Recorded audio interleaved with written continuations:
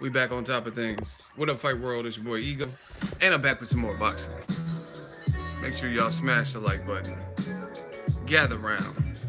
We're gonna talk about some boxing in its most simplest form. Let's get into it. Let's get into it. Just waiting for people to join. Get word of the stream.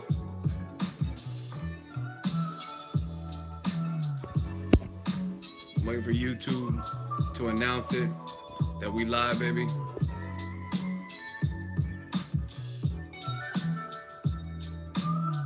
Hope everyone's having a good day. I know I am. Happy Friday. National Pizza Day. I might get some pizza. I'm still deciding.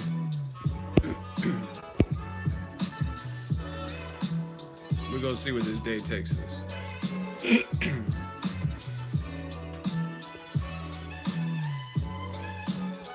Yeah, we'll be doing the roll call, then get into the proceedings this evening, talk about those topics that you guys see in the title, and whatever else comes to mind.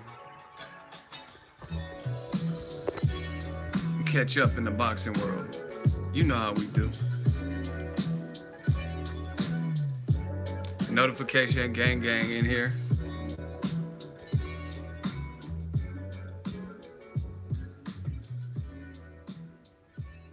Miguel, what up? David, what up? Shout out to Boston. Notification gang. I didn't see Roy Jones fight. I heard he won by decision. That's my favorite fighter of all time. He's one of them. Where have I been? Have you checked the channel? I've been right here. I've been pumping out videos. Went live yesterday. I don't know what that is.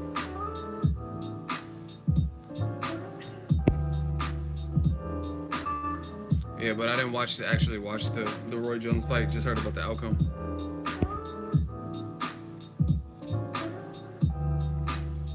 Yeah. How many people got the notification? How many people are notification gang in here?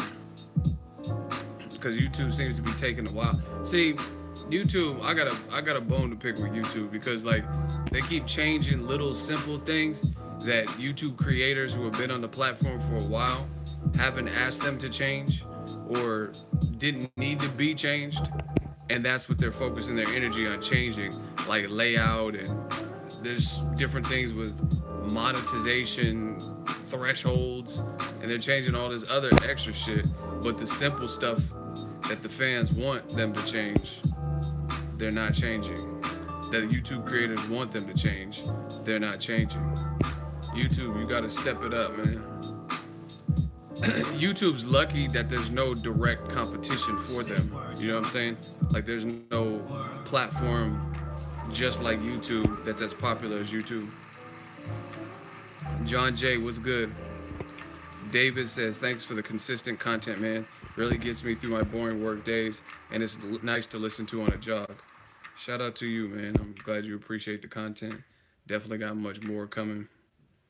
Just different stuff, man. 2018 should be a good year for boxing. Good follow-up year to another good year. Shout out to this Mango Nada. This shit is good. California shit. It's like 70 degrees out here in Cali.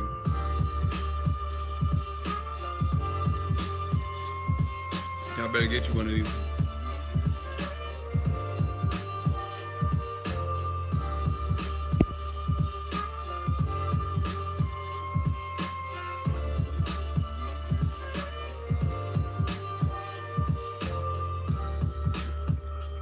If you're in the stream, type a comment. Type a comment, just put here.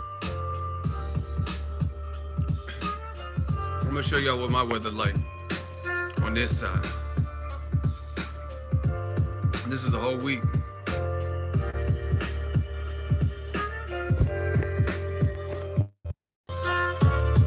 This is the weather today out here in California.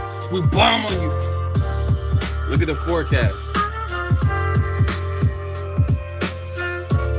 This shit is, man. This shit is. And people wonder why Cali dudes be hustling and be inspired. Look at this weather. That's why I had to give me one of these. Y'all gotta get these mango nadas. This shit was hella good. What y'all know about that? It's that Cali shit, man. We got a future champ here, number 35 in the U.S. Shout out to you. Yeah, man, we just working on this beautiful sunny California day.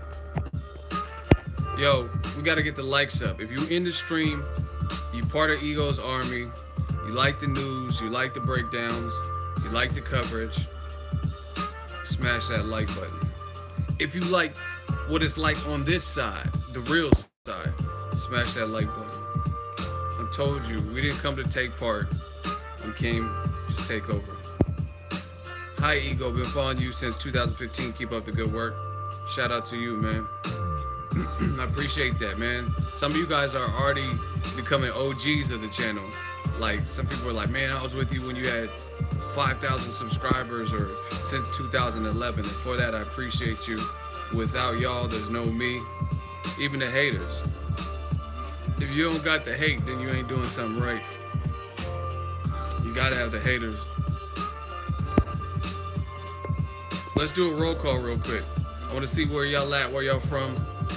We got Sacktown in the building, UK in the building. Drop it. Where y'all at? City, state, zip. Bang where you from. Let Ego Army know where you represent. Jersey, Greensboro, North Carolina, Orlando. Where else? That's it? This chat's going slow, man. Chicago, Harlem, New York, Portugal, Brooklyn, Smoke City, Detroit,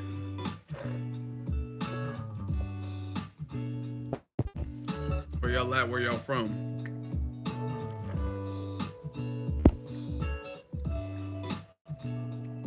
Detroit, that's it?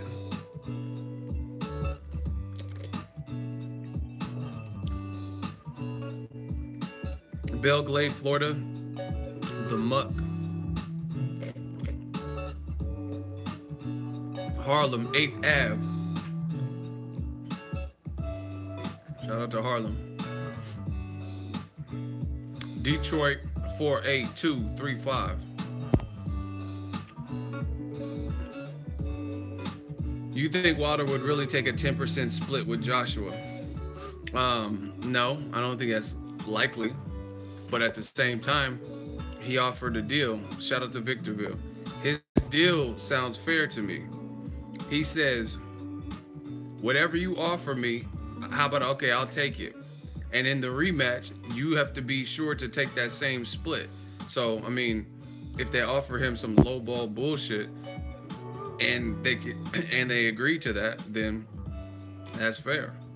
You offered him the 90-10 deal, so just know in the rematch, you getting the 10% if you lose, and then we do a rematch. You know what I'm saying? And I don't think anyone's gonna want to take that deal. Shout out to CPT, man. So I don't see a fighter in a fight of that magnitude getting 10%. But like I said, what Wilder proposition was a fair deal.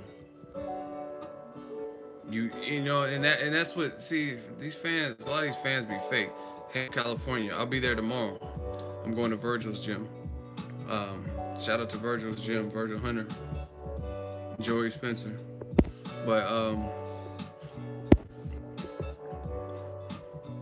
how much they offer Wilder, I don't know. I don't think they've got that far as negotiating to even have offered him anything. Why y'all keep asking me how much he was offered?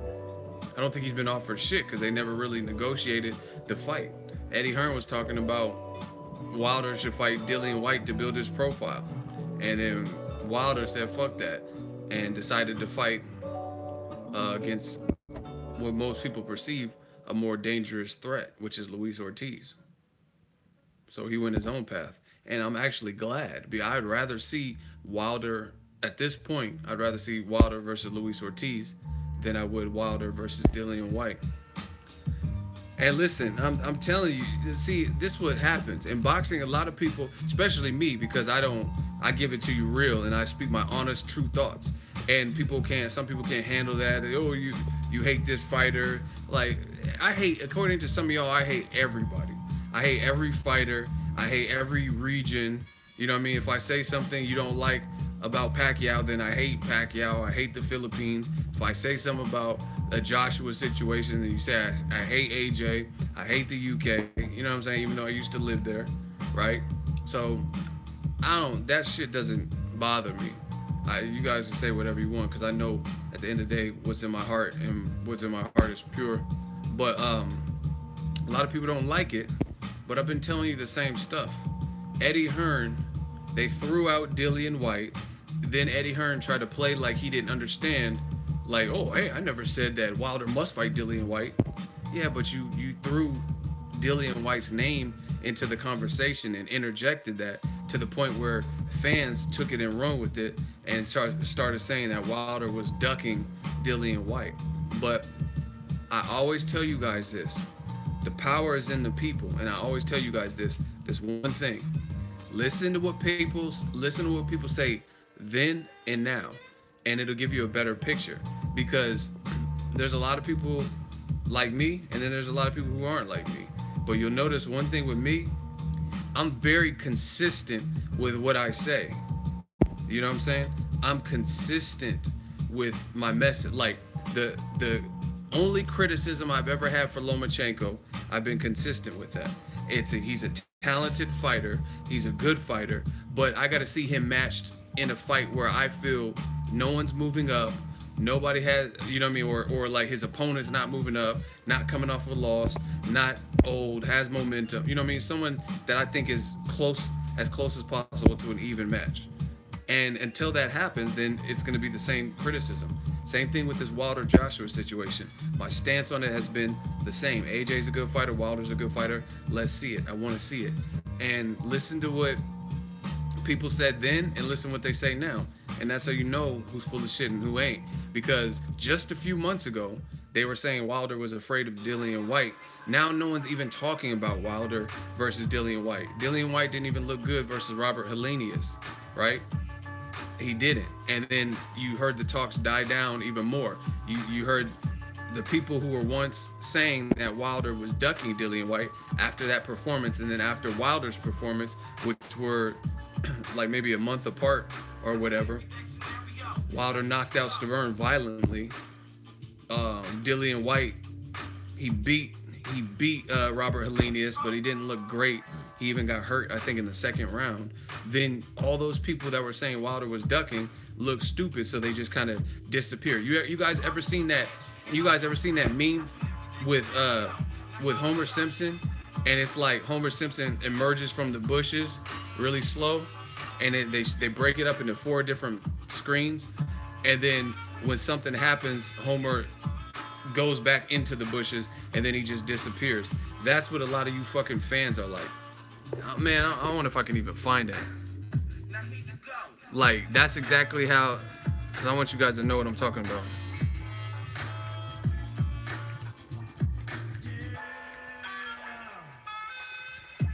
Here it is. Look, you see how Homer came out the bushes? Don't! Right? Then he just disappears back into the bushes. You know what I'm saying? They got different variations. Hold on.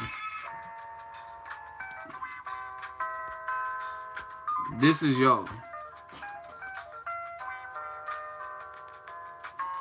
This is y'all from this point, come out the bushes, to this point, and then you just fucking disappear. That's what these man fans do. They talk all this crazy shit, oh blah blah blah, and this person's a bitch, and Wilder ducking Dillian White, and then when something else happens that doesn't really support what they were just claiming, then they disappear back into the fucking bushes, to the abyss, never to be heard of again. For example, I'm never gonna forget this. I'm not gonna stop talking about this. Roman Chocolatito Gonzalez was solid. He was a solid, good, entertaining action fighter. But the mainstream media, Jim Lampley, bang, bang, bang, all that, Max Kellerman, HBO, K2 Promotions, ESPN, Dan Falafel, Rayfield, whatever, right? They were saying this man was number one, pound for pound, since Floyd retired. He gets knocked out, and once again, Homer Simpson, and then they disappear into the bushes. Now nobody is even talking about Roman Chocolatito Gonzalez in general. They even said he can't come back from it. You know what I mean? And that's what they do. That's exactly what they do. They just disappear. They say the crazy shit. Pacquiao's gonna knock out Floyd. That didn't happen. Where are they now? VH1. Where are they now? You notice you don't never really see no ego where are they now moments. At most, I get like a fight prediction wrong. I said Rigondeaux, I thought he was gonna beat Lomachenko and he didn't. You know what I mean? Something like that. That's cool. But these dudes is way off. We're talking about Wilder's ducking Dillian White, and then he fights what most people consider a tougher challenge, a harder fight in Luis Ortiz. And see, another thing, more evidence is Eddie Hearn threw out Dillian White, and this is not bashing. I like Dillian White. I like his attitude. I like how he fights and shit like that. But you gotta look at it. If Eddie Hearn was kind of forcing the issue and saying that Wilder needs to build his profile by fighting Dillian White, then why is Dillian White last two fights fighting Robert Helenius, and then he's fighting against Lucas Brown, who I cannot tell you Lucas Brown's last fight. I know he had 2 failed drug test situations that kept him on the sidelines, but I literally cannot tell you who he even last fought. You know what I mean? I literally cannot tell you that. And that's my thing. So Eddie Hearn was throwing his pawn out there, or his person out there, in Dillian White, trying to get him a title shot, but that's not really where he's at. You know what I'm saying? Because if he was at there, then why is he fighting the Lucas Brown right now? You know what I mean? Even my dude Gerald Big Baby Miller, he's fighting a guy that Povetkin knocked out and Wilder knocked out, and Johan Duhaupas most likely. So, you know what I mean? It's not like these guys are like barking and like, you know what I mean, in the path of a title shot, but they're not necessarily already there right now. Listen, if y'all can hear me, put yes. If you can't hear me, put no, because the YouTube chat just completely stopped, and I'm like talking, and I want to make sure the audience is still here, because it still shows we have people. It's like y'all got to leave some comments. I don't know if people are at work and he's sneaking and shit, but yeah, it's like the chat just completely stopped for like a minute. But anyway, yeah, Dillian White's fighting Lucas Brown. So what happened to that whole Wilder's ducking him, a champion? If why is, and see, this is the other thing with what Eddie Hearn was saying. If Dillian White was so deserving of a title shot right now to fight Deontay Wilder, then why didn't you put a rematch with Anthony Joshua? You know what I'm saying? Why didn't you make that? And that would be a big domestic rivalry. You can make some domestic dollars. Why don't you make that fight? You know what I mean? Because he already lost, and Anthony Joshua's on his own. You know what I'm saying? He has bigger fish to fry, like a unification, just like Wilder. Wilder has probably bigger things that he's trying to get to Joshua. So if he looks good in the Ortiz fight, that's gonna give him. You gotta understand. See, everybody wants to say boxing's a business until it comes time to like break down the business. Wilder gains more if he's the first to stop Luis Ortiz, who is considered the boogeyman, than if he's the second to stop Dillian White, who Joshua already stopped. It's simple mathematics. You know what I mean? So that's why both of the champions aren't worried about Dillian White. You know what I'm saying? He's on the verge maybe of getting a title shot, but he's not necessarily there now. And again, if he was, then why didn't he fight Joseph Parker? Why didn't he get Joshua? Why didn't he get Wilder? He's ended up fighting Lucas Brown. So he still has work to do in terms of climbing up that ladder to get that opportunity.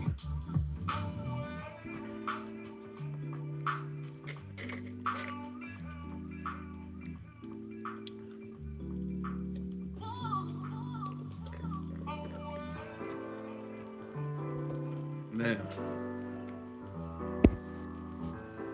But I like that offer from Wilder. He said, whatever deal, okay, I'll take it, but you take that same deal in the rematch. Sounds kind of fair. Take that same deal you wanted me to have. Exactly. What are your thoughts on Ward Bellew talk? Mostly rumors. Yeah, I heard Eddie Hearn said he wants to make it. I mean, I like the fight. Ward said he wanted to move up to heavyweight. Technically, Bellew's a heavyweight. It actually would work out perfectly. They're both in the Creed movie together. Virgil Hunter, I think, just did a recent interview. He says, never say never or whatever. If the money's right, you never know. So it sounds like it could be something that happens. You know what I'm saying? I have no problem with the fight. I mean, because who's doing that? That's like if Dre comes out of retirement, packs on pounds, and then fights a guy who's 6'3", taller than him, and fighting at heavyweight, you know what I'm saying? Then who's doing shit like that? You know what I mean? You could say whatever you want about, like, I don't think Bellew is the man to beat at heavyweight, but if he beats David Haye again, then that's a certified threat. You know what I'm saying? You could say, oh, Adonis Stevenson knocked him out, but shit, Pacquiao got knocked out more times than Bellew's been knocked out, and he went on to do great things. So you know what I mean? You have to look at the momentum and where they're at. If Bellew beats Haye again, and Haye's allegedly healthy, then that's a threat for Ward to move up from 75 to heavyweight or whatever to fight him. So, you know what I mean? That's legendary shit. That's that throwback Roy Jones type of stuff where you just challenge, you coming off the couch and moving up in weight. I mean, who's doing that? Kovalev's fighting a guy, motherfucker, I don't even know. Igor Makolkin. You know what I mean? Who is that? Let alone moving out of the division to fight Usyk or, you know what I mean, one of the top guys. So, it is what it is. Joshua building up the fight, ego, stop. So y'all say stupid shit. Stop what? What am I supposed to be stopping? Why don't you stop listening to my videos? How about that? Y'all always come here telling me what to do. Do whatever you want on your channel.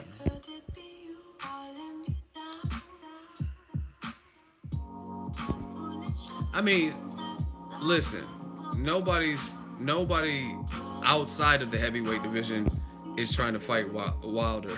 I mean, see, listen, you know what the funny thing about this game is? The casuals, how come all the bullshit they believe the most comments and talk like they have the most passion and all that, but nobody co-signs what you say. You know what I mean? Like, there's nobody in the industry, nobody of importance, nobody big that's co-signing what the fuck you talking about. You know what I mean? People say, oh, Wilder's bum squad and bitch squad and all this extra shit.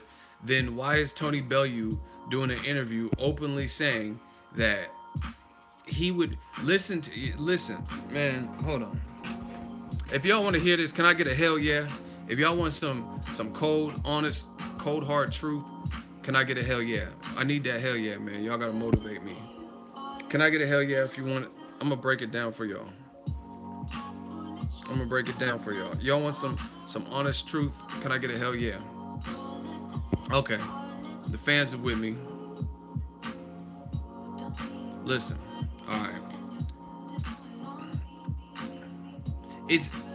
I don't know everybody's level of boxing knowledge because, you know what I mean, some people have jobs or kids or something like that, so they might not be able to keep up with every story. But for me, I'm not saying I know everything, but I'm around boxing all the time, 24/7.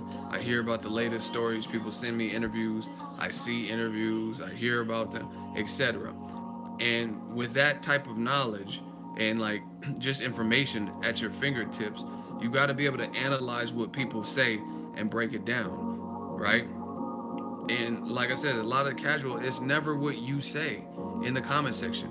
That's never. PBC's broke and they can't afford to pay fighters anymore. They're going bankrupt. But why have they announced a bigger calendar than Golden Boy, Top Rank, and HBO as of right now, first quarter 2018, if all that shit y'all said was true? And they had no money and they're bankrupt and they're going out of business. Why? Name, listen, and I'm not even trying to get sidetracked because we got to talk about Bellew. Name three, listen to me. Name three big Golden Boy fights that you're looking forward to that have already been finalized and announced. We have a venue or you know what I mean, they're released to the public. Name three Golden Boy big cards that you're looking forward to. Here, I'll help y'all. Canelo Golovkin. What else? Name two more.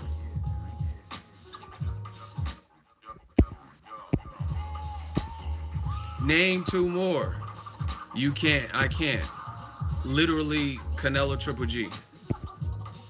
That's all I got. Look, I'm not saying the people are saying it. Look, name two. All I'm asking you to do is name two Golden Boy cards that are big, decent-sized cards that you're looking forward to. And all people can name is Canelo Golovkin, which happens to be a pay-per-view. I mean, that's crazy.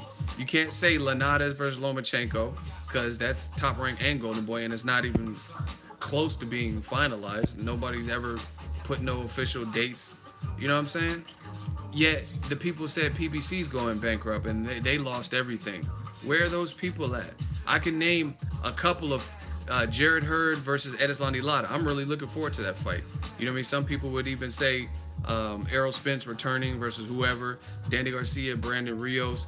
You know what I mean? You have some good co-main events. You have the return of Tank. You have Broner versus Omar Figueroa. I'm looking forward to that fight. I'm looking forward to Badu Jack versus Adonis Stevenson. You know what I mean? So what happened to this whole PBC's bankrupt shit? You know what I mean? Mikey Garcia versus Sergey Lipinets. And this is just the first half of the year. You know what I mean? Jermell Charlo's returning. Jamal Charlo, Hugo Centeno, Wilder versus Ortiz. You know what I mean? These are some good fights. I'm looking forward to a whole lot of these fights.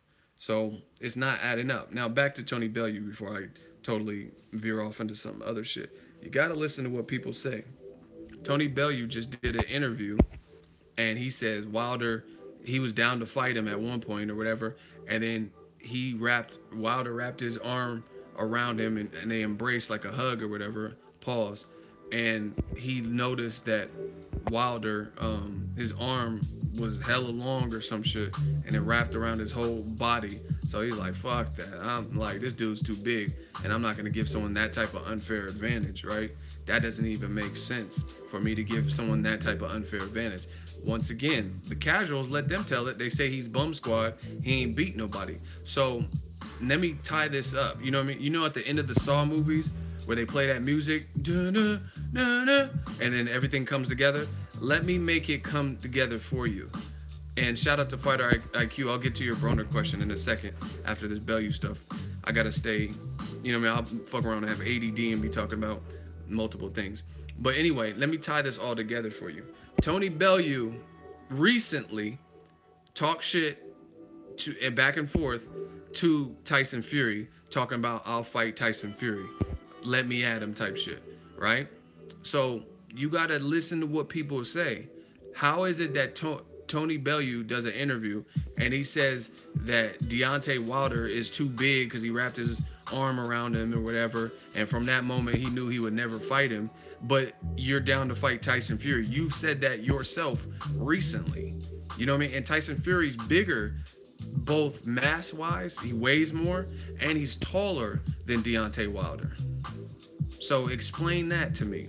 So once again, to tie it all together, all the casuals talking about bum squad, then why is a professional fighter who technically has been fighting at heavyweight, why is he saying that Wilder is too damn big, but Tyson Fury, he's saying he will fight him?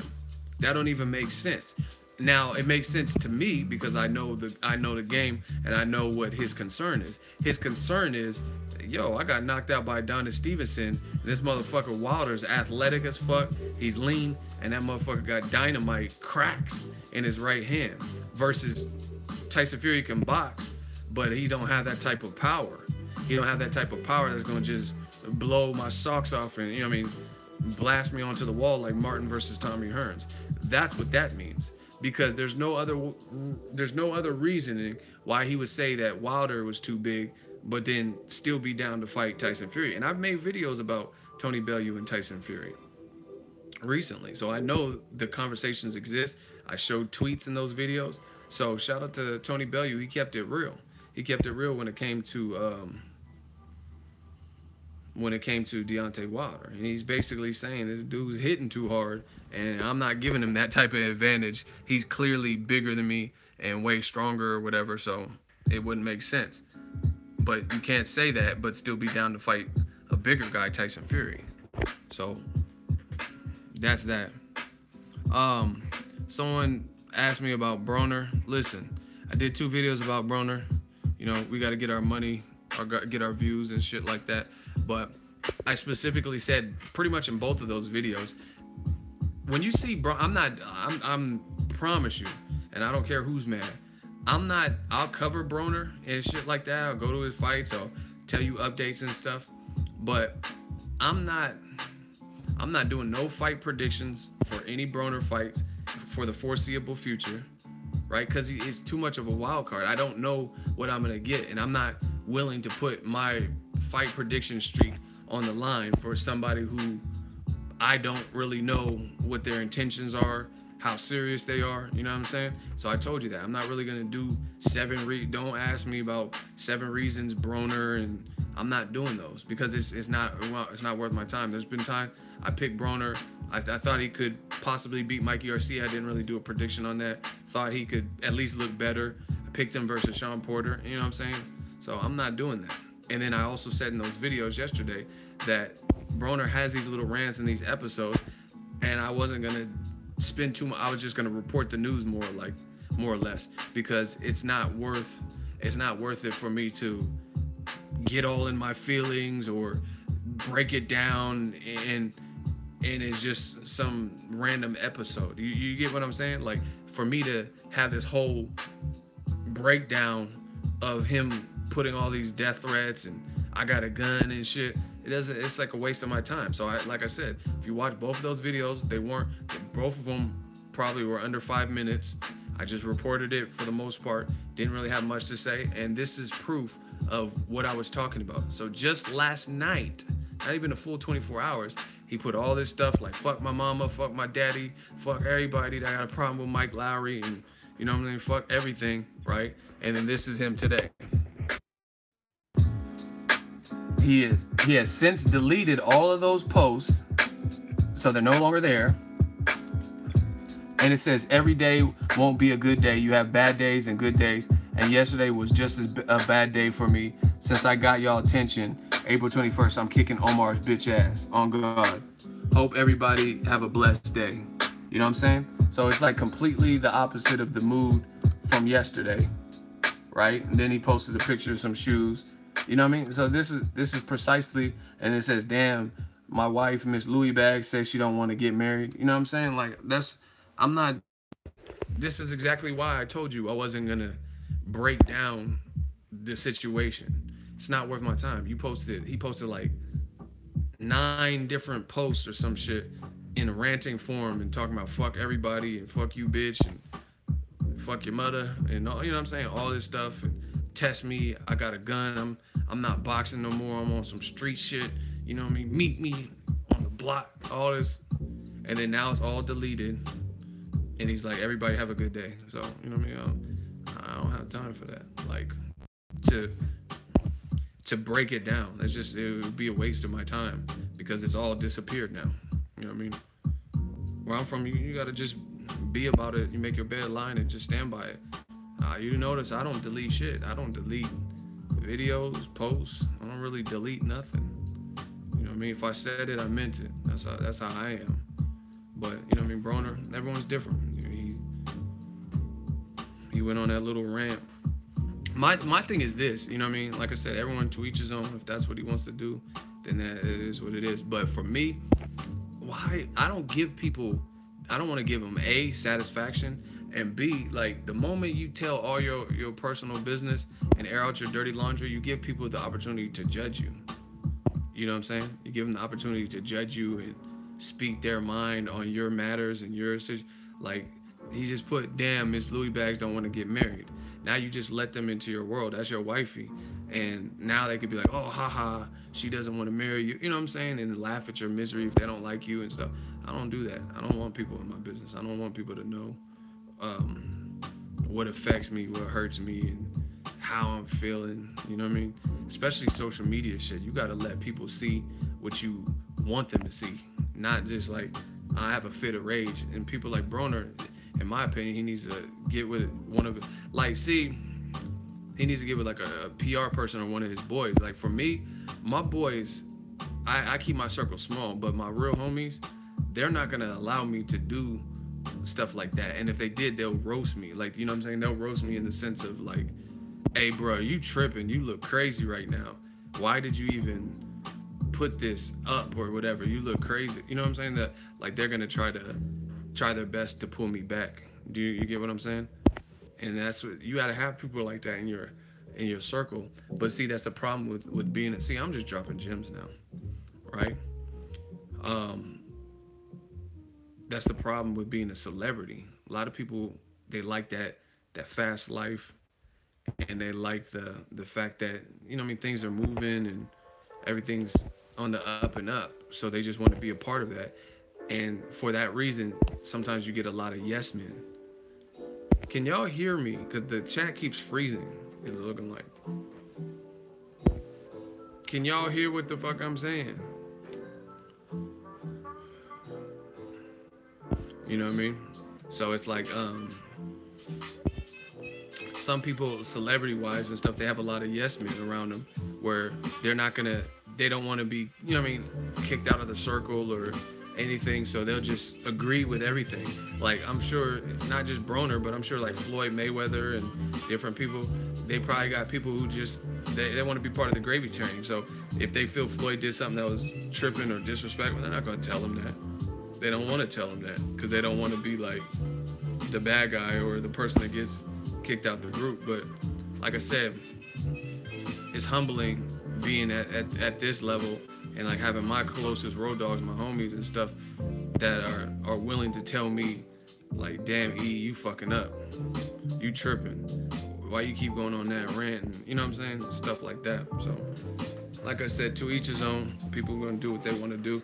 I'm not a fan of putting all your business out on Front Street. You know what I mean? Some people say, like, because you look at it, everyone starts judging you. People saying Broner has mental health issues, he's bipolar. Some people saying he's just seeking attention. His career is suffering, so he's trying to build, you know what I mean? You open that floodgate for everyone to be on it. I don't know. But different people react different. This social media shit is crazy. And some people, if you're in your emotions or you're having a bad day or whatever, delete Snapchat, delete Instagram, and just re-download it. You know what I mean? And see, that's the thing. Like, I know motherfuckers in prison who are doing long-ass bids or life or whatever in prison because of spur of the moment crime of passion or something that they did. You know what I'm saying? Like something they decided to do right there on the spot, you know what I mean? Just so I was drunk and I didn't know and I killed this man, or you know what I'm saying? Like stuff like that. That's not worth it. You in jail for 40 years for a decision you made in a split second. That's not cool, you know what I mean? And I mean, I don't know. I'm not no snitch or rat or whatever, but I don't know what Broner, he seems like he's in court and stuff. I don't know if he's on probation or what, you know what I mean? He's beat some cases, and it's crazy because he's talking about like toting guns, and it's not snitching. This is what he just posted it in front of damn near a million followers he has.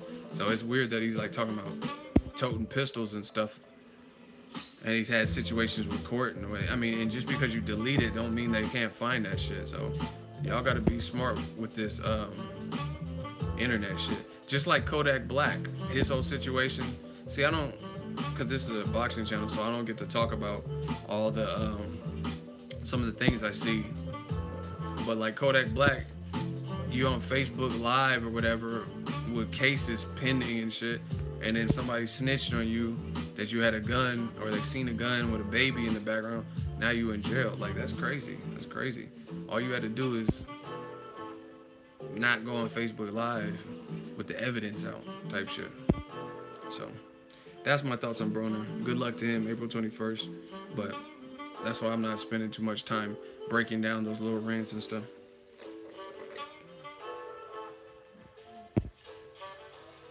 Stay low.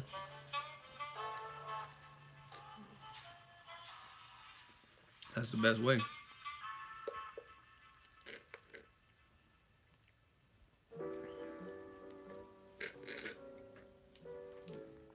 Yeah, you gotta stay low key, man. Especially if you have a lot of haters, they want to see you doing bad.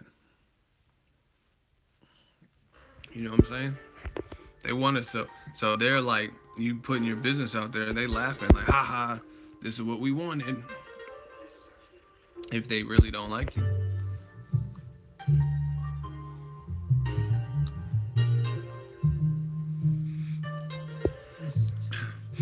Oh, wow. Shout out to Fighter IQ. He says he found a clip and he says Teofimo Lopez talking about Devin Haney quitting versus him in sparring on the Mayweather Boxing Channel. I gotta check that out.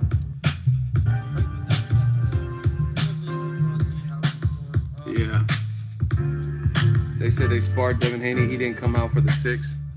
Damn. I'm gonna have to watch that. Shout out to the Fighter IQ dropping the latest, and it's on the Mayweather Boxing Channel for anyone that wants to watch it. I don't know if it's true or not. I haven't watched it or whatever, but according to him, Teofimo Lopez, he's saying they sparred and Devin Haney didn't want no mas. He did a no Lomachenko on him. I don't know. Maybe I have to hit Devin up. Ask his side. But see, you know what? You know how they say what happens in sparring stays in sparring, or what happens in the gym, or whatever they say stays in gym? It's like, I mean, obviously when you hear, oh, Broner got stopped by Errol Spence, or Brandon Rios is talking about Jose Benavidez didn't want to go extra rounds, or this, it all sounds good. But the thing I will say about that is, it's the reason they say what happens in the gym stays in the gym is because, one, it's about what happened. Floyd's a master of telling you this. It's what happens under the bright lights. You know what I mean? It don't matter how great you're looking in the gym if you get your ass beat in the actual fight. So that's one thing. But beyond that, I've personally just been in too many gyms, seen too many sparrings to not know that there's so many variables. There's so many variables that it's almost unfair to necessarily put people's business out there, because we just hear the end result. You get what I'm saying? Like, for example, let's say Devin, and I'm not making excuses. I'm not making excuses because I don't even know the situation. I never even heard about this whole story. But I'm saying hypothetically, let's say Devin Haney had been in the gym since 5 p.m. and sparred 3-4 people, right? And then Teofimo Lopez came in at 8, 3 hours later, and he's fresh, and then he starts getting some work with Devin Haney before he leaves. You know what I mean? So with that in mind, that change, having those variables present, that would completely change things. Like, okay, this is the 4th, 5th person Devin had sparred, and this dude is fresh. That completely changes the dynamics. Or sometimes I know guys who have like not done good in sparring, but one fighter had a fight, so he was already like peaking and getting in shape, and then the other person wasn't even in shape. I mean, I think it happened with Conor McGregor and Chris Van Heerden. Chris Van Heerden said he held his own, but he wasn't even in shape. Paulie Malignaggi, he said I wasn't even in shape. You know what I mean? When I sparred Conor McGregor. So there's just a lot of variables, and unless we know all the variables, then all we hear is one side of the story, and or just the outcome. So it's kind of hard telling, but it doesn't mean that, you know what I mean? And realistically, some sparring. I know a lot of you guys seen that Devin Haney and Shakur Stevenson sparring from a couple years ago, but you read the comments, and the comments were saying Shakur beat his ass, and then some were saying Devin beat his ass. Like, you know what I'm saying? So sometimes sparring is debatable too, unless there's clear cut motherfuckers getting knocked out, stuff like that. Make sure y'all smash the like button. We working. Hit that like button. I hear him, you know. That Wilder offer is more to Joshua is more than fair. I agree. I mean, so that just ensures don't offer some lowball bullshit, because you could be stuck with that same offer in the future. Yeah. Some people, you know what I mean? Some people are gonna say, oh, you just love Wilder, you're a Wilder fanboy or whatever. I don't give a fuck about none of that. I tell you what I feel, how I feel, at the time I feel it, and I keep it pushing. But in my opinion, both to rectify certain situations, both of Wilder's propositions have been fair to me. And what I mean is, when they were trying to throw Dillian White at him, he says, I'll fight Dillian White in the UK if you guarantee Joshua as the next fight, if we both get past our fights. And Eddie Hearn was like, no, that's not the way business is conducted. It's a case-by-case, fight-by-fight basis. And then now he's saying, okay, whatever y'all offer me, fine, I'll take it in terms of the percentage split. But in the rematch, we'll do a rematch clause, and in the rematch, you get that same percentage split. So that's fair too, because that ensures or gives you a better chance that they're gonna offer you something fair if you know you're gonna be stuck with a 10%, you know what I mean, for the rematch, if that's what you offer Wilder the first time. Think that's some salty shit. I have no idea what you're talking about. What's salty shit?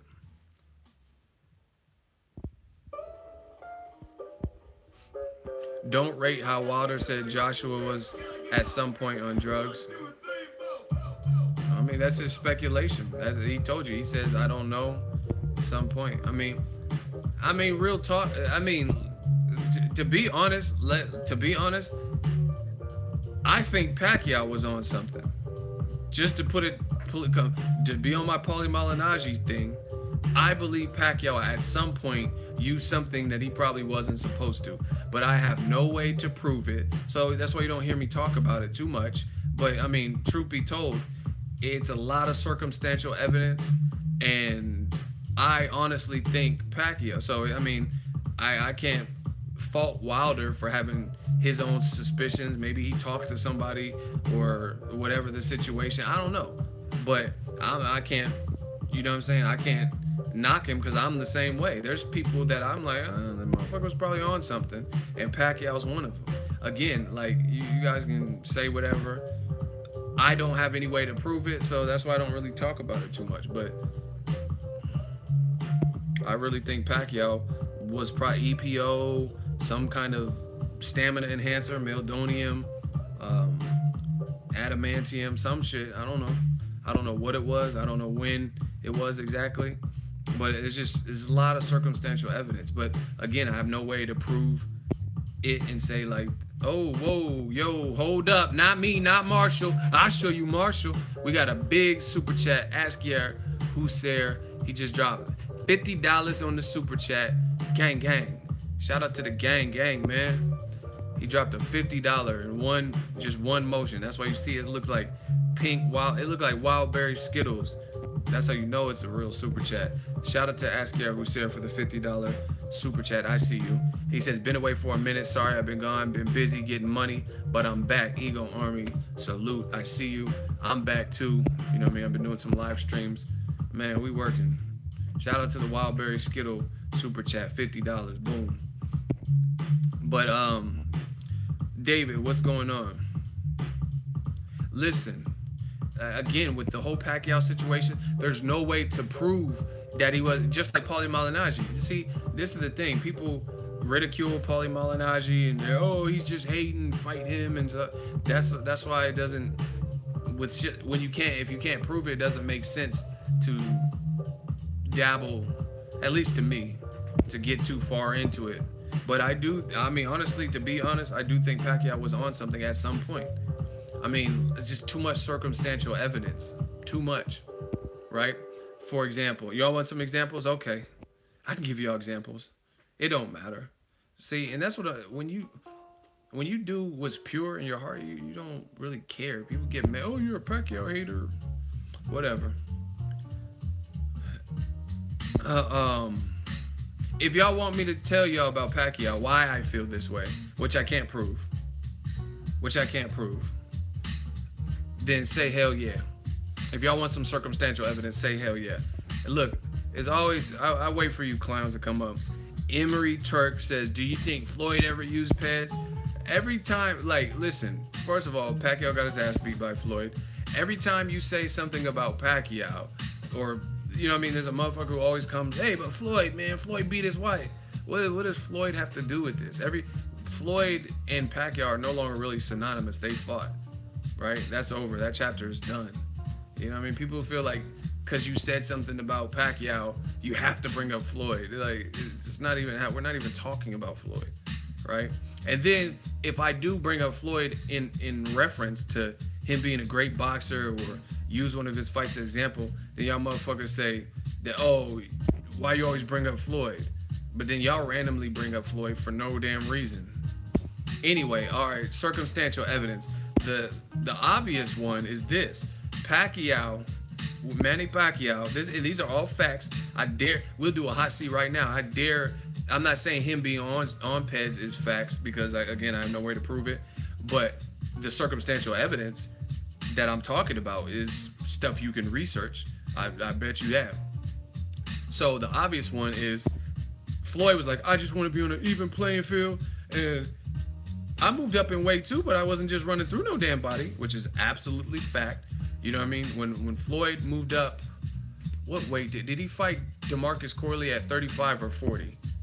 Either way, he moved up and he got hurt in that fight. And then he had to, you know what I mean, get back on his shit. That was his first fight at that weight divot, 140 or whatever it was. And that was his first fight. DeMarcus Corley hurt him. You know what I mean? He wasn't just fighting someone naturally bigger and just invincible. You know what I mean? Pacquiao fucking around and was fighting guys who were way bigger and like De La Hoya and clobbering them. You know what I mean? Cotto and stopping him. You know what I mean?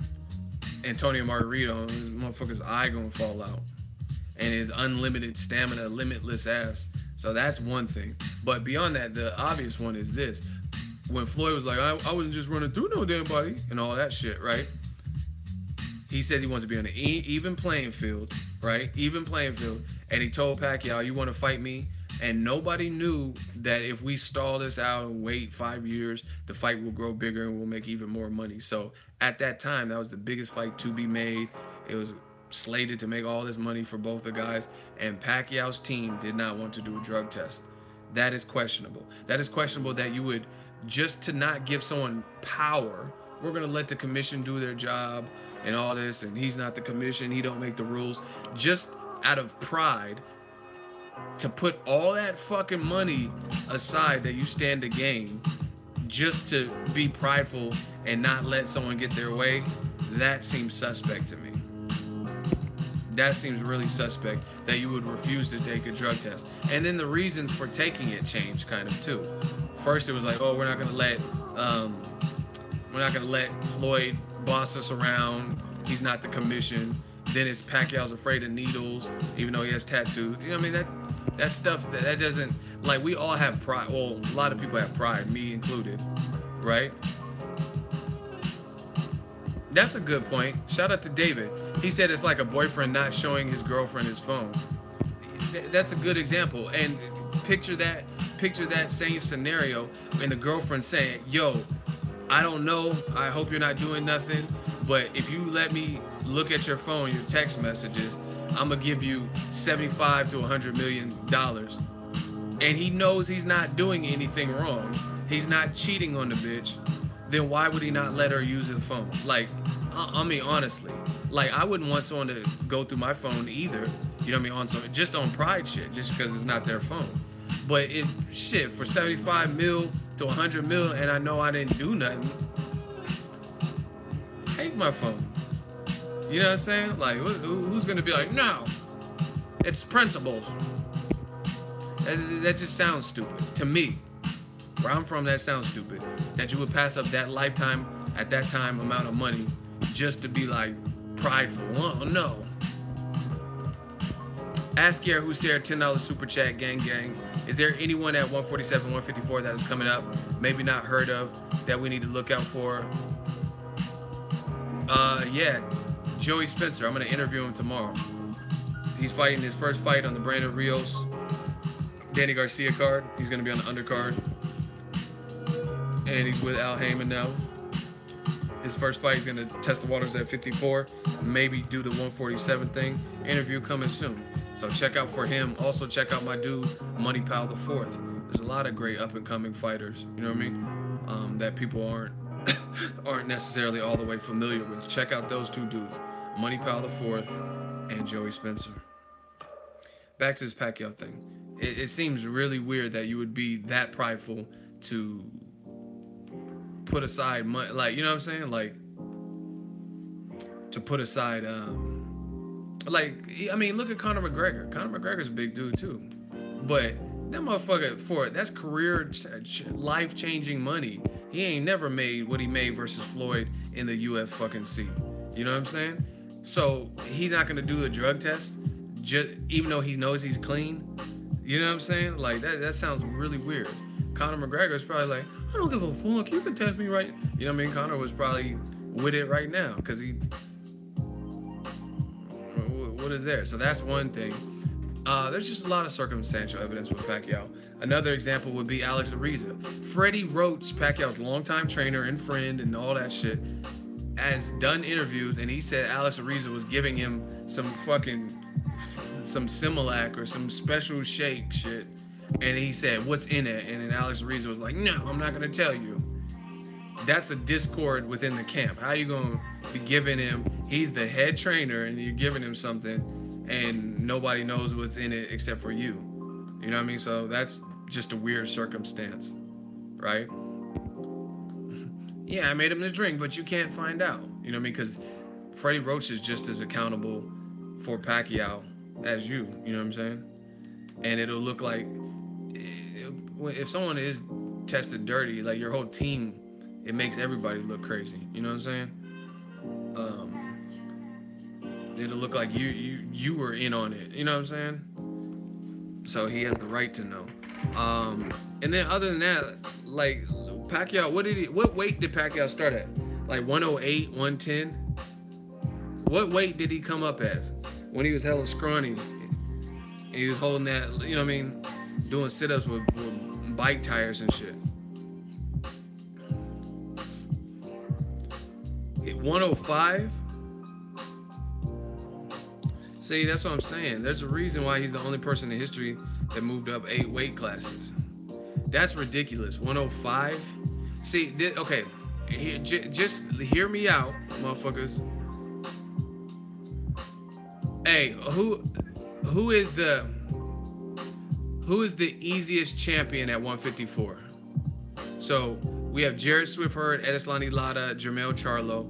Who's the easiest champion there? Like who, you know what I'm saying, the easiest to beat? Who would you say? We're just gonna do a test.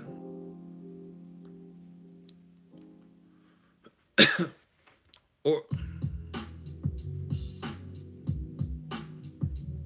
Hurd? Okay, cool. Some people are putting Hurd. Oh, Saddam Ali's a champion too. Okay, so people are saying Hurd or Saddam Ali. That's what I'm seeing. So here's a little game we'll play. Pacquiao came from, I think someone said it was 105. I know it was right around there. Came from 105, and he fought Antonio Margarito, who's like 5'10 and a half, 5'11, at 152. I'm gonna say 153, right? So that's practically junior middleweight, right?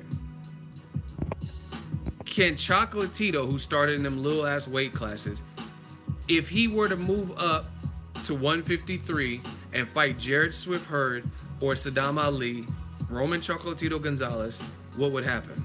What would happen to Chocolatito?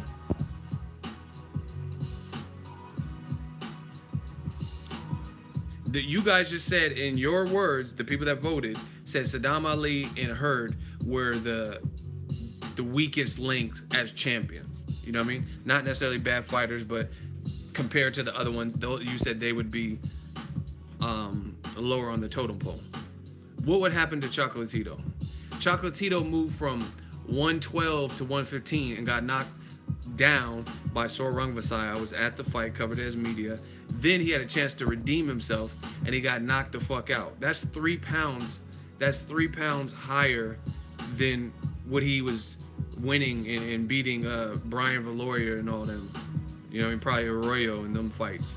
And then he moved up 3 pounds, and he's getting knocked down, and then he completely got bombed out in the rematch versus Sor Rungvisai. So what would Chocolatito do to Hurd or Saddam Ali? You know what I mean? We could take it down a notch. Chocolatito versus Errol Spence Jr. or Keith Thurman. What would happen to Chocolatito? He would be melted Chocolatito. It'd be melted chocolate, like chocolate milk. If he fought Errol Spence or Keith Thurman, it wouldn't be. I mean, Kell Brook even. What can he do? I don't even know if he can beat Danny Garcia. I wouldn't pick him to beat Danny Garcia or anybody, but damn sure not the. And pretty much that's what Pacquiao did. Pacquiao went up to these 47 and 52, and he beat top level guys. So I don't know. It just a lot of circumstantial evidence. That sounds extremely weird. Hey, see, and listen. The other thing, the last circumstantial I'm gonna hit y'all with is this. If you ask anybody who boxes, anybody with power, they say power is the last thing to go. Like, you can look rusty, you could be out of shape, but your power is still inherent. You know what I mean? That doesn't change. Like, I guarantee you, if Roberto Duran, who's not in any type of fighting shape right now, if he cold cock somebody like around his size, this shit will probably hurt. He has big ass hands and knuckles and shit, and he fought all his life, and hands of stone will fuck you up. They said he knocked out a fucking horse in his prime or some shit. You know what I mean? As soon as Floyd brought up all this drug testing shit, Pacquiao's performances completely depleted from what they were. Like, his stamina was like fucking crazy. He was like never giving up and constant energy. He was physically looked like he was in better shape, and then he looked skinnier towards the end of his career, which maybe the shape part possibly could happen, but it's just a lot of circumstantial things. Like, to me, it's a lot. Like, he hasn't had a knockout since 2009 when he was knocking out and finishing guys, or if he didn't finish them, their eyes were finna fall out and shit like that. And then now guys like Brandon Rios, whose style is tailor-made for Pacquiao. You know what I mean? Is Brandon Rios as big as Margarito? No, he was coming up from 40 off of a loss to 147. Margarito was way bigger, you know what I mean? Fought at the higher weights, fought Paul Williams, knocked out Sergio Martinez, fought Kermit Cintron, you know what I'm saying? So he had fought at higher weights and shit. And at least fought at 47. So Pacquiao's performance is completely diminished. He ain't had a knockout. He can't knock out Chris Algieri, but Errol Spence can. Okay. And that's just weird to me because, like I said, they say power is the last thing to go. I seen Michael Moore was giving it to George Foreman, and George Foreman knocked him out randomly. And I watched so much boxing. George Foreman, I forgot, I think it was a white dude he was fighting. I don't remember the dude's name, but he was fighting a guy. It literally looked like he walked by him, threw an uppercut like that. It looked like it had no force behind it, and he knocked the dude smooth the fuck out. And I'm like, what the fuck? Like, it didn't even look like a real punch. It looked like the dude took a dive, but Foreman had cracks. So that's what it is. I mean, see, you got to be a student of the game. You feel me? You got to be a student of the game and really do your homework. George Foreman, when he fought Evander Holyfield, wasn't in his prime. You know what I mean? That wasn't prime. You can tell by his shape. He didn't look like, he looked versus Ali, right? And then when George Foreman fought, go do your research, be a student of the game, and analyze what's being said. Evander Holyfield beat George Foreman convincingly. Shout out to Two Fingers. He did a $1 Shmoney Gang super chat. When George Foreman fought Evander Holyfield, Evander Holyfield was clearly winning the fight, right? But George Foreman still rung his bell. And to this day, Evander Holyfield says, the person that hit me the hardest ever was George Foreman, right? He said, that's the person that hit me. He says, after one of the rounds, I got hit in the mouth so hard by George Foreman that I asked my corner if my teeth were gone. He thought George Foreman had disintegrated his teeth. Like, and it's not even a prime George Foreman. So I'm telling you, Pacquiao, where the power and the finisher instinct and all that. See, and they try to come, Pacquiao start getting into church and shit, and they start trying to use that. Oh, he goes to church now, so he doesn't want to hurt the opponent. Nah, I'm not buying that. You're a God-fearing man. He's probably always to some level in church. You know what I mean? I have a lot of Filipino friends that are very religious. You know what I mean? They have rosaries and shit. But I'm not buying that backstory. Like, he doesn't want to hurt guys now. Now we got a hot seat. There's someone talking shit. So, his name is ScanHunt42. Ego, why you always riding Spence? Listen, I'm telling you, man. I'm telling you straight up. In 2018, there will be justice out this motherfucker, right? I'm not. If we talking boxing and you're talking about dick riding, dicks, phalluses, penises, shafts, cocks, Johnsons, you're getting blocked.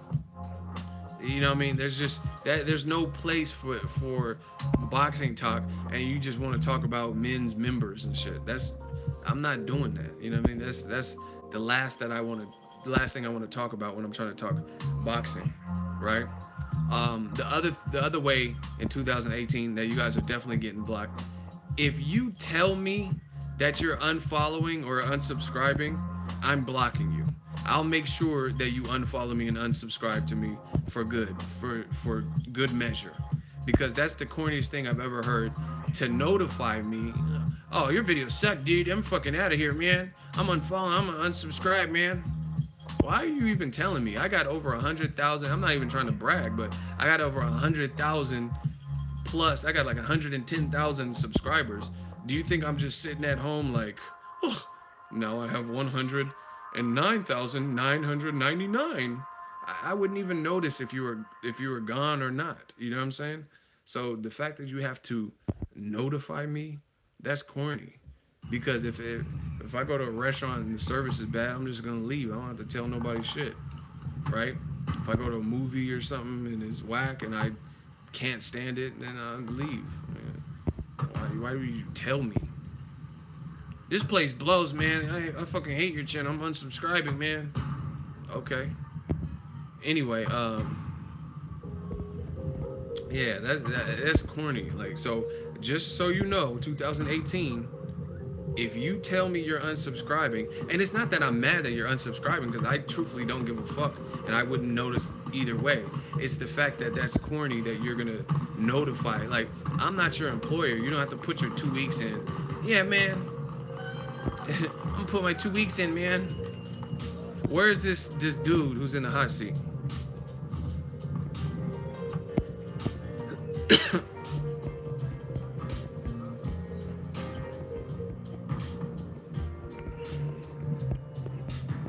Man, where is he at?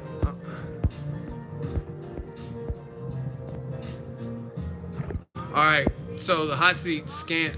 He said Spence ain't even that good. He got no footwork, so why are you praising him? First of all, why do you, like, listen, why do you care who I praise? That, like, you know what I'm saying? I'm not your Lord and Savior. Why do you care who the fuck I praise? Who I think is nice with it? Like, I don't get it. And then you said Spence is not that good. Okay, so who beats him? Who do you honestly think beats him in his weight class? See, you guys get cooked so easily. Because if you say some bullshit, no one's gonna believe you. You know what I'm saying?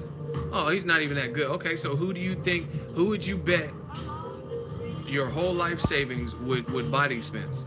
And if you say nobody, then you look even dumber. Oh, he's not that good, but no one in the division can beat him.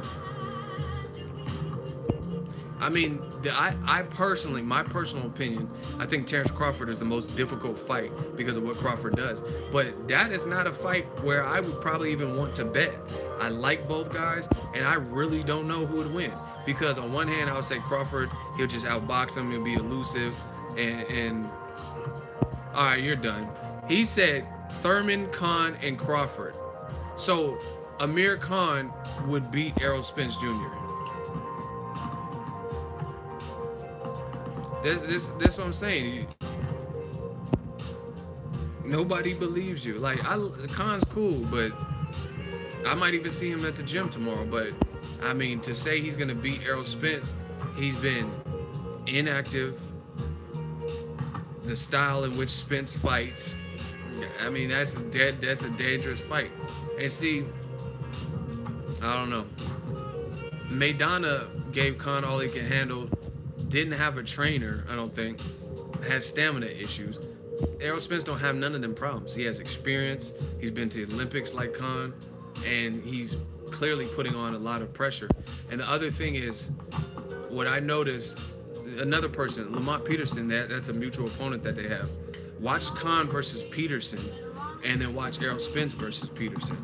You can say it's at two different weight classes, but the way it was handled by Spence, that was scary because he won every single round. Khan was I thought Khan won the fight versus Peterson without the 2-point deduction was some bullshit. But had it not been for that, I think I would have gave Khan the edge.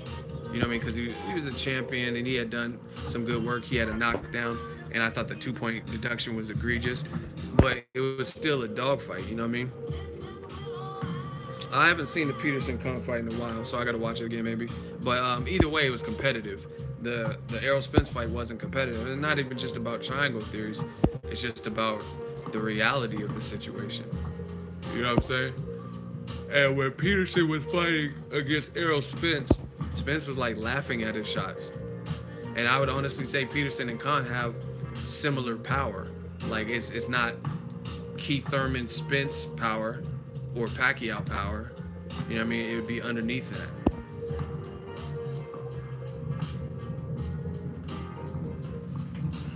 And Nui's not even in the same divisions as in Cajas anymore.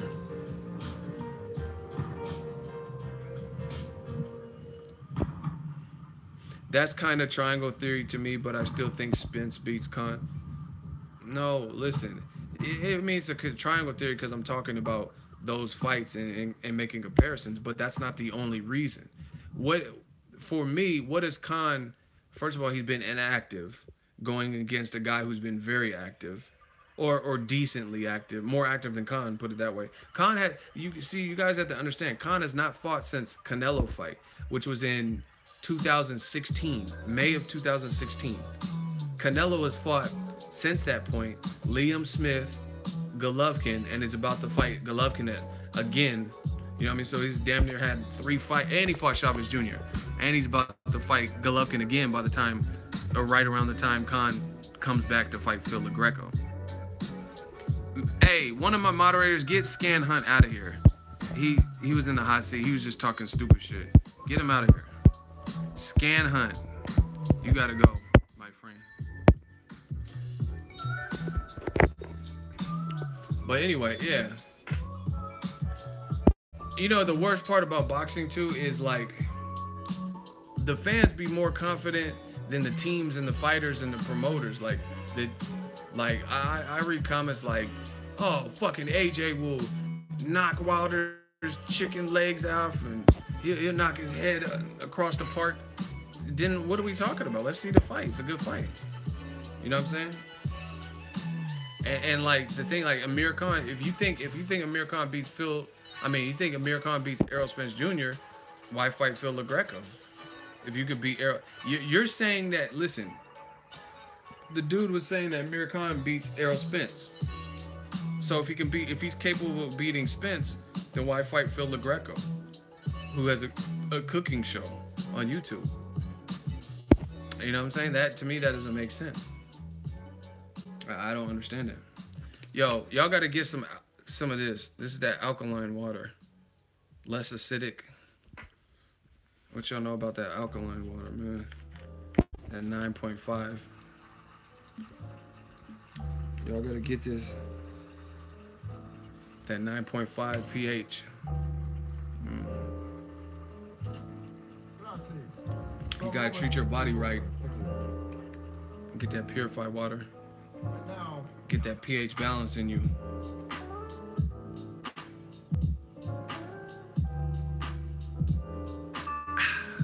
This shit is good, man.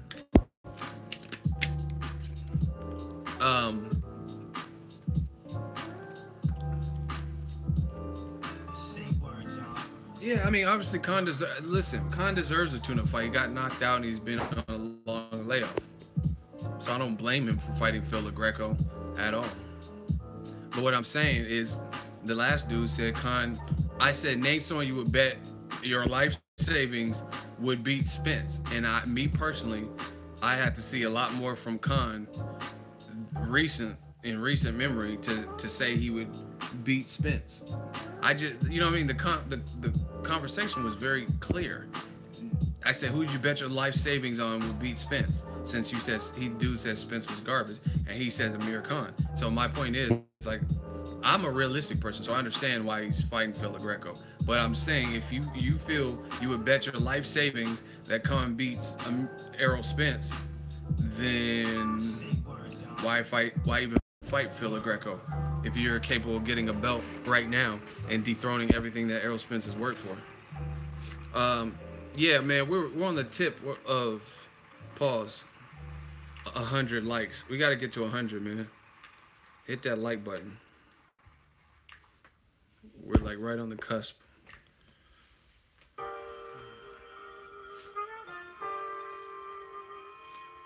Listen, to me, the Spence style is bad for Khan because other people who aren't even as fundamentally sound and composed gave Khan issue.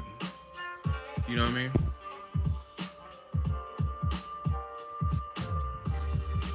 Chris Algieri versus Peterson. Is that a good scrap? I mean, that's all right. It's cool. I mean, where's Chris Algieri been? I haven't really seen him. I ain't really seen him at all. Oh.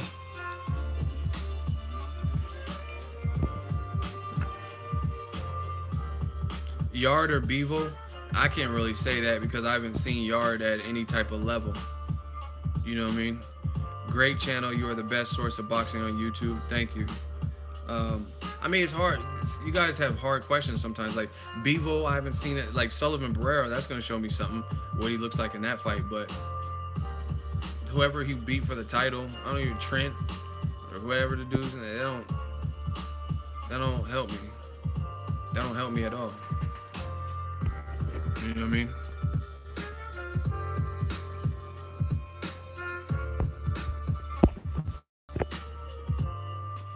And then Anthony Yard, he's still fighting like Frank Warren level competition. So I can't really tell you where they're at.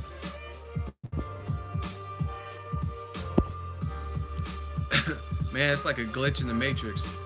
What do y'all think of Linares versus Lomachenko?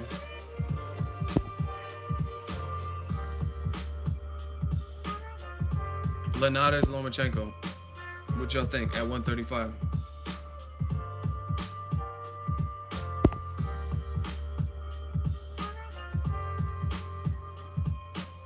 Loma on points. First real test. See, you know, I don't understand a lot of boxing fans. Ali Diego said Lomachenko stops Linares. Like, my thing is this: it's a possibility, but I think far too many people are giving credit for Lomachenko. Then, like, he's getting credit for conquering a division that he hasn't even entered yet. Do you know what I'm saying? Like, we don't even know how he's gonna look at 135. You know, so I don't know. I can see him winning on points more than stopping him. I'm telling y'all, if he fights able-bodied people with good momentum around his age, that no mas shit is going to come to an end. Even if he wins the fight, that will come to an end. It will, trust me. That's just how I see it. Excuse me. But I don't know. I don't know how to, like, okay, Lomachenko moved up in weight and he fought Rocky Martinez. But in my opinion, Rocky Martinez lost to Salido in that second fight, and he shouldn't have even been a champion. But they said it was a draw or something, so he held on to his belt. This will be a better fight because Linares can really box. He has speed, and I would say he has way more momentum than Rocky Martinez had because, as I just mentioned, in my honest opinion, it was on the Mayweather-Maidana 2 undercard or something. I thought Salido beat Linares, and they let him keep his belt. But Linares has more momentum. The Luke Campbell win, and then is that what his name is? Luke Campbell? And then the Mercito Hesta fight. That's better momentum. Those are solid title defenses. So I don't know. I gotta see it. I think it's a good fight. I have no problem with it. You know, I don't even mind the Ray Beltran fight for Lomachenko at 135. I'm good with either little fight because for me, it's this, like, Lomachenko's at a point where we know he's good. We got to just see him in with the best available people to know what he's capable of. And like, I don't care what, I don't care. Nobody in this world agrees with me, but to me, I could gather more from what happens in a Ray Beltran fight with Lomachenko than Miguel Mariaga. I mean, I can't even see how you would disagree with me on that. You know what I mean? Miguel Mariaga lost to Nicholas Walters, got knocked down in that fight. Then he fought Oscar Valdez, got knocked down and lost in that fight. And he moved from 126 to 130. So that doesn't, what does that prove to me? I know Lomachenko was good. He beat the motherfucker who he beat Nicholas Walters who beat Mariaga. So that doesn't really prove anything to me. You know what I mean? But if you make Beltran quit, who I ain't never really seen it in him that he fought Terrence Crawford, he didn't quit. You know what I mean? He fought Ricky Burns and didn't quit. I never heard about him quitting when he was sparring Manny Pacquiao. So if you can make him quit, that's gonna show me something.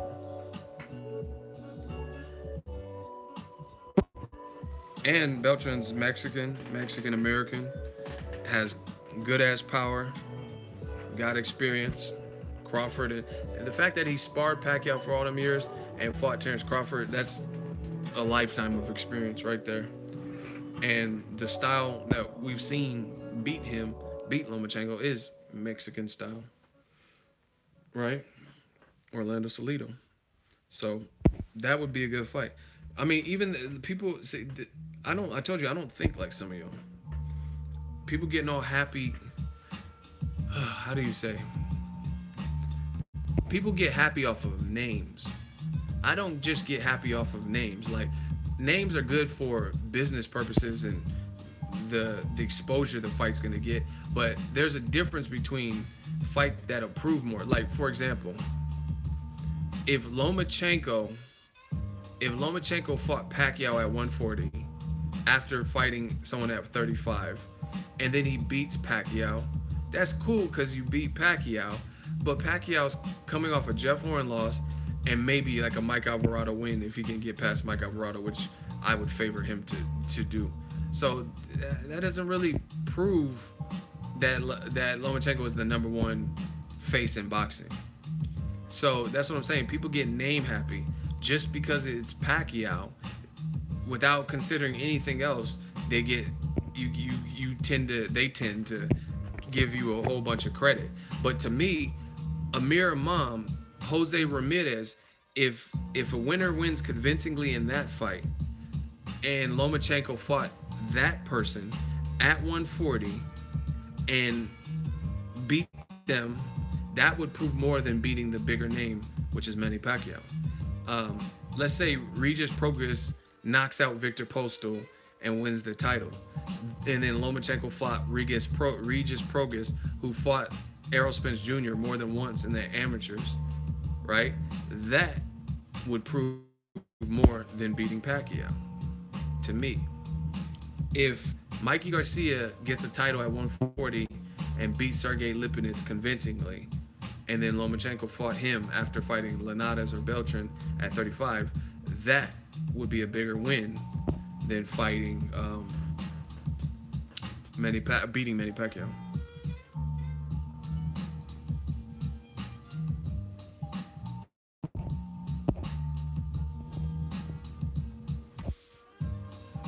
Pac-Man is done.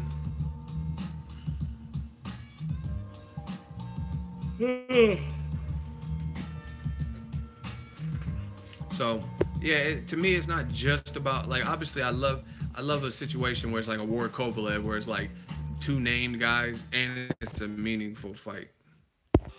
Yeah, I'm about to get off because the stream is like completely choppy and I can't really hear. I mean, I can't really see some of the comments. It's like jittery. I just want to holler at y'all for a little bit. Probably get something to eat, man. Let me know what you guys think. Continue to hit the like button. Continue to support. Why are y'all talking about James DeGale? What's up with James DeGale? I don't get it.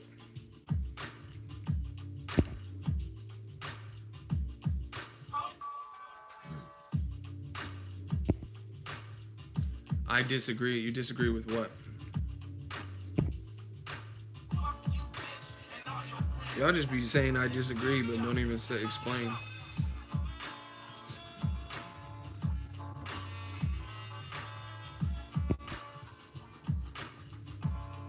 Yeah, I'm about to get out of here. This stream is completely choppy.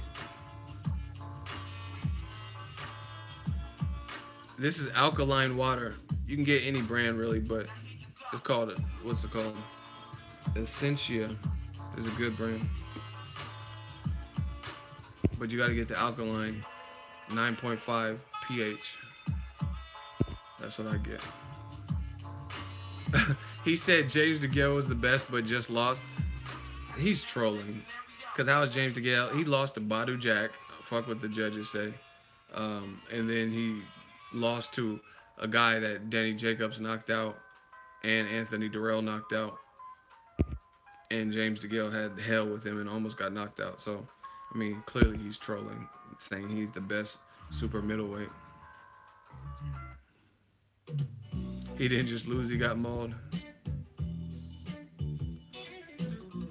David says, ego trying to clear that skin with Essentia. You sound stupid, because I already have clear skin. You don't see no pimples on my face. So that was stupid. But I'll laugh if you want me to. See, motherfuckers just be saying shit, trying to hate. I already got clear skin. I don't have no pimples. I don't have pock marks and all that shit. Ego, who do you feel will give Errol Spence the best work at 47? Terrence Crawford. Terrence Crawford. That's the most competitive fight at 147 to me. Keith Thurman's not a bad fight too, but like Keith Thurman doesn't seem like he wants to fight. That's kind of a problem because your confidence has to be there. Keith beats Crawford. I don't know about that. I don't know about that. I definitely don't know about that.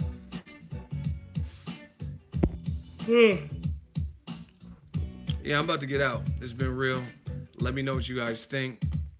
I'll do another stream. Guys, enjoy your Friday and your weekend. Is there any boxing on this weekend?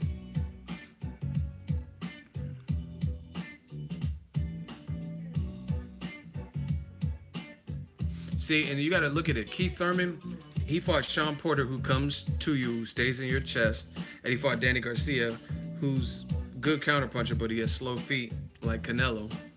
Terrence Crawford be doing all types of shit. He might be on his toes and circling you. He might be trying to taunt you.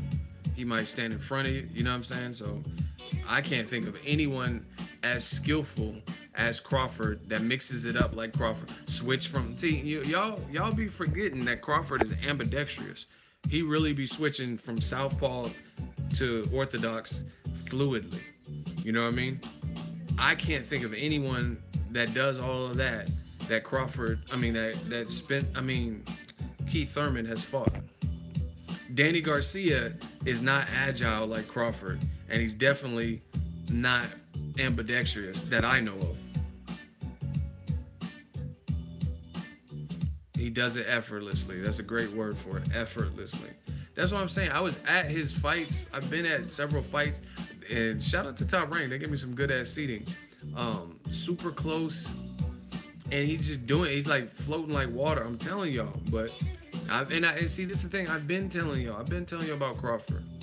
I've been telling you, the boy was nice. Like, I'm talking about before he even fought Bradis Prescott type shit. But see, a lot of people didn't follow my channel back then, so they don't know. They just think, like, you're just on Crawford's dick. You know what I'm saying? I've been studied the game. Danny Garcia versus Crawford, yeah, I would watch it for sure. I mean, it'd be interesting with Crawford's attitude, Angel Garcia and stuff at press conferences, but that's to me, it's the wrong style for Danny Garcia. Lamont Peterson used movement and befuddled Danny Garcia and neutralized a lot of what Danny Garcia was trying to do. Mauricio Herrera beat Danny Garcia, in my opinion, with a jab. So what does Crawford do well? Switch hit, like I just said, great jab. He can use movement when he wants. He can stay in front of you when he wants, and he's probably bigger than Danny Garcia. It might be close, but you know what I mean, height-wise and reach, I would say Crawford might have one of those advantages at least. So that would be a bad fight. I mean, even Zab Judah in the championship rounds was giving Danny Garcia some issue with athleticism and southpaw shit, speed. So I don't know. I haven't seen. Let's see. What I like to see is like, you know, it's weird. I'm gonna tell you what's weird. Maidana's not a technical fighter. Like, no one's really out here saying Maidana's technical, but I'm telling you, Maidana, when he got with Robert Garcia, he took his natural style, and it was just like clay, and he added to the mold. You know what I'm saying? He added to what he already did well. He already had power. He already had heart, and he added some shit like the jab. Worked on his conditioning. You know, that made him more of a threat. But when I see like Danny Garcia and certain fighters, some of the shit they struggle with, when they get in there with the same style, they continue to struggle with. You know what I mean? Like Canelo. Canelo continues to struggle with guys who move on him. He struggles. Danny Garcia continues to struggle with the guys who are athletic, jab, fast,